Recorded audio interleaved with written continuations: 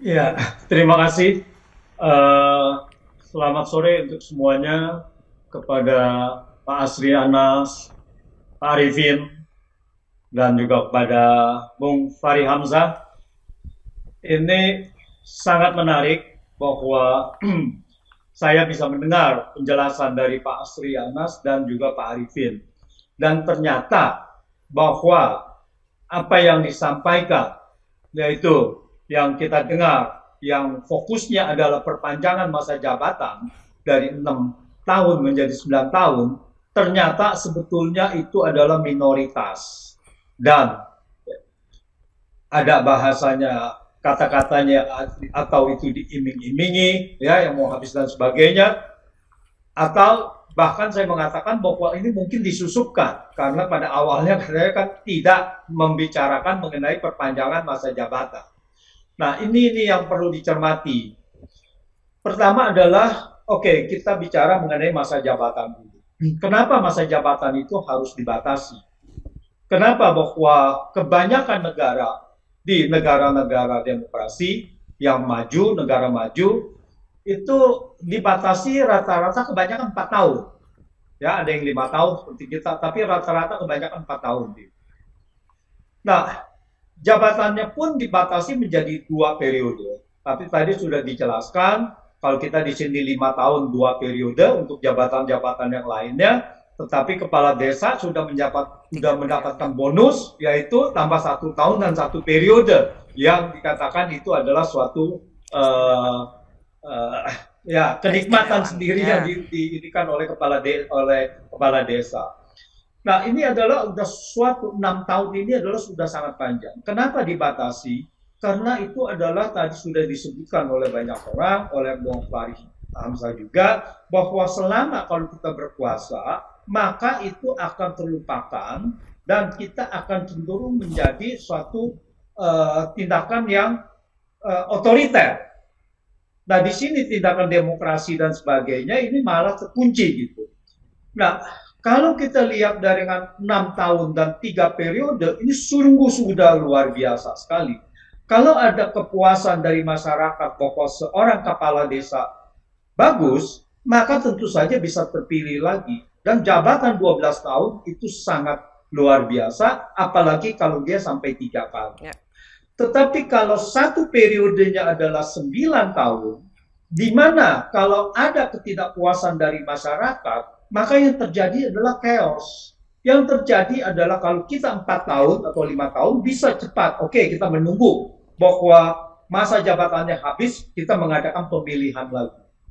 Tetapi kalau 9 tahun, kalau baru 3 tahun dirasakan bahwa ini kepala desa sudah tidak bisa melayani masyarakat, maka yang terjadi adalah chaos. Yang terjadi adalah demo dan penggantian-penggantian di tengah jalan itu. Nah, itu juga harus mungkin bisa disikapi, bisa dipikirkan dengan. Jadi semakin pendek itu masa jabatan, tentu saja cukup untuk membuktikan untuk bisa bekerja, dan itu adalah semakin baik. Makanya kalau di negara yang lain yang maju kebanyakan empat Ya. empat Jadi apa yang Anda sinyalir, Prof, dengan adanya tuntutan perpanjangan masa jabatan Kades ini sementara oleh pemerintah dan DPR langsung disetujui, begitu?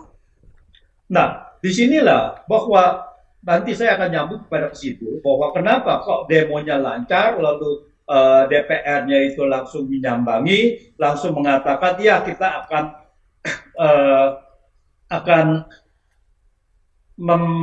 entertain, ya, menimbangin bahwa ini akan kita pertimbangkan untuk kita bahas. Dan ini adalah DPR yang mengatakan begitu.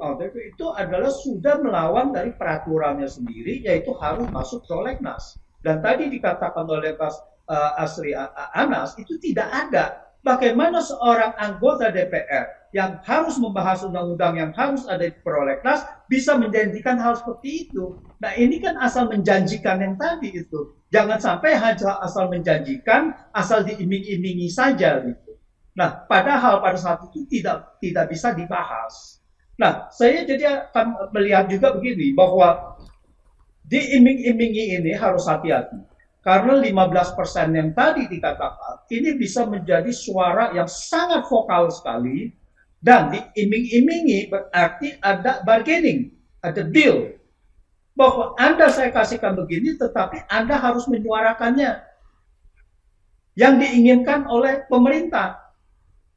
Apakah itu 2024? Pak Arifin mengatakan mungkin 2024 akan ada terjadi seperti ya bargaining politik.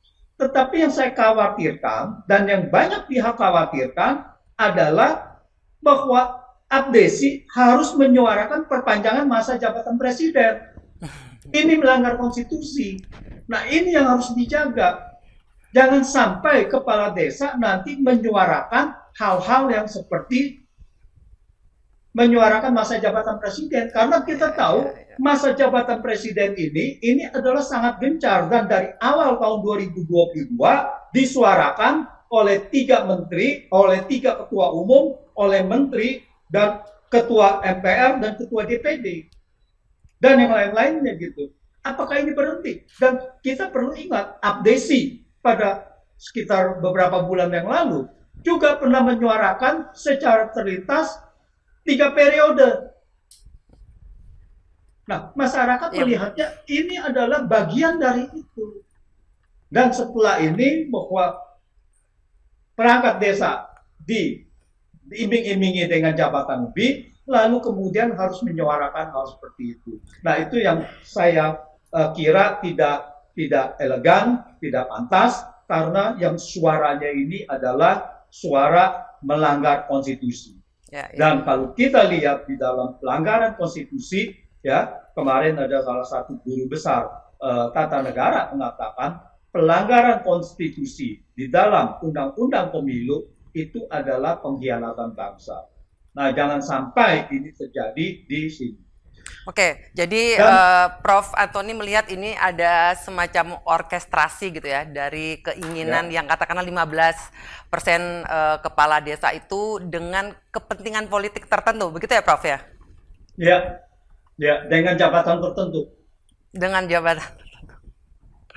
Nah, oke. Lalu kemudian di sini ada ancaman-ancaman tadi yang dikatakan bahwa kalau tidak diikuti ya tuntutannya, dipenuhi tuntutannya menjadi 9 tahun, maka suaranya kami habisi. Tadi Bung Asriana sudah mengatakan ya mungkin bisa. Nah, ini juga sebetulnya harus kita sikapi dengan bijak, karena kalau kita lihat kepala desa harusnya adalah netral. Dan dilontarkan begitu, ini adalah suatu ancaman. Dan saya rasa itu tidak elegan disuarakan oleh kepala desa. Ancaman kepada sebenarnya parpol. Sudah masuk kepada pelanggaran pemilu ya, dan itu sebetulnya juga sudah masuk kepada pelanggaran pemilu di situ.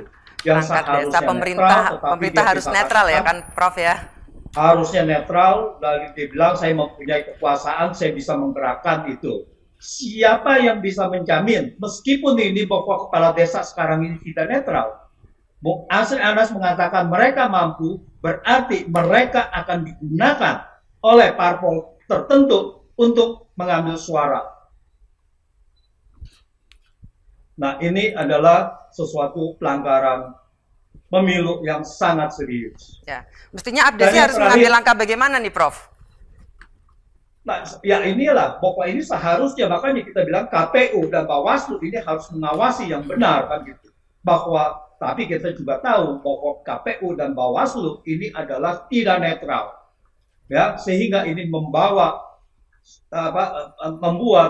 pemilu di Indonesia ini sangat pelik sekali, ya, khususnya bahwa penuh kecurangan dan sebagainya dan sebagainya. Itu bukan rahasia umum lagi, dan ini yang harus benar-benar bisa dijaga supaya kualitas dari pemilu ini suara rakyat, suara kedaulatan rakyat jangan sampai dikhianati. Tetapi 2014 ini saya sendiri pesimis dan saya rasa kecurangan-kecurangan ini masih akan bermain. Kalau kita lihat dari KPU dari awalnya saja sudah begitu, apalagi kalau sampai dia sampai akhir sampai pengambilan suara.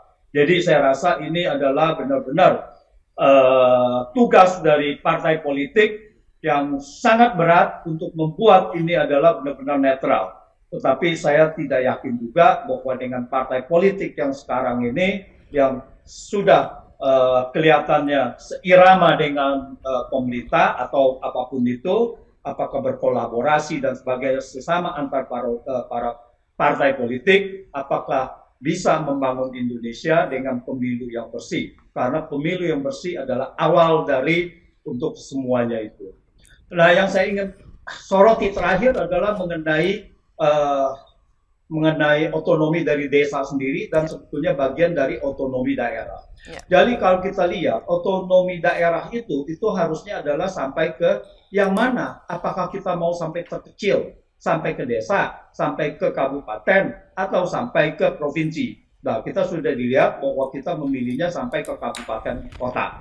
Ya, nah, keuangannya sendiri, sekarang kita membuat suatu keuangan, ada undang-undang desa sendiri. Dan itu adalah sudah melewati daripada undang-undang otonomi daerah sendiri. Nah, pertanyaannya adalah, apakah dengan keuangan seperti otonomi daerah, ya, apakah ini menjamin bahwa Indonesia di daerah, ya, kabupaten atau desa akan bisa menjadi lebih sejahtera? Kenyataannya tidak. Karena pembangunan ekonomi itu adalah pembangunan yang sistematis yang dari pusat. Artinya kebijakan ekonomi fiskal dan kebijakan ekonomi moneter itu ada di fiskal. Kalau kita hanya memegang dana saja, memegang uang saja, uang itu tidak bisa untuk membangun ekonomi. Ya, bisa bahwa apakah kepala desa kalau diberikan uang, misalkan tadi yang Bung Farid Hamzah katakan, kalau dari 1 miliar menjadi 2 miliar, menjadi 5 miliar, untuk apa uang itu? Pembangunannya untuk apa? Apakah untuk investasi? Itu tidak akan cukup. Investasi itu bagaimana daerah, kita lihat yang namanya kawasan ekonomi khusus. Itu pun masih belum berhasil gitu. Kita belum bisa berhasil menarik investor. Nah, menarik investor itu adalah dari kebijakan fiskal dan kebijakan ekonomi, dan bagaimana daerah bisa menentukan sendiri menarik investasi. Kan sekarang tidak. Bahwa kalau ada tambang di sana kan berarti pusat tinggal menunjuk saja siapa yang akan mengelola tambang itu. Makanya di Maluku Utara yang katanya ekonominya naik 27%, apakah kehidupan rakyatnya naik 27%? Kan tidak. Rakyat itu tambah miskin. Itu waktu dikatakan bupatinya mengatakan begitu. Nah, jadi ini adalah suatu pembangunan ekonomi yang mempunyai pemikiran sendiri bagaimana membangun ekonomi itu. Jadi kalau kita lihat pembangunan ekonomi antara kota dengan desa, tidak perlu desa itu semuanya adalah bisa menarik investasi. Jadi kita pembangunan itu adalah core itu adalah suatu industri di daerah tertentu, kemudian desa ini support ke sana. Nah, ini adalah pembangunan menyeluruh. Kalau kita lihat di California, itu namanya ada pembangunan yang terintegrasi untuk misalnya pembangunan untuk wine. Jadi pembangunan ekonomi itu sendiri tidak cukup dengan undang-undang itu saja. Nah, ini PR yang lain yang kita bisa bicarakan nantinya, tetapi yang saya inginkan katakan adalah bahwa keuangan daerah, undang-undang desa, undang-undang otonomi daerah ini selama ini masih tidak bisa membuat daerah ini sejahtera. Bahkan beberapa daerah stagnan. Oke.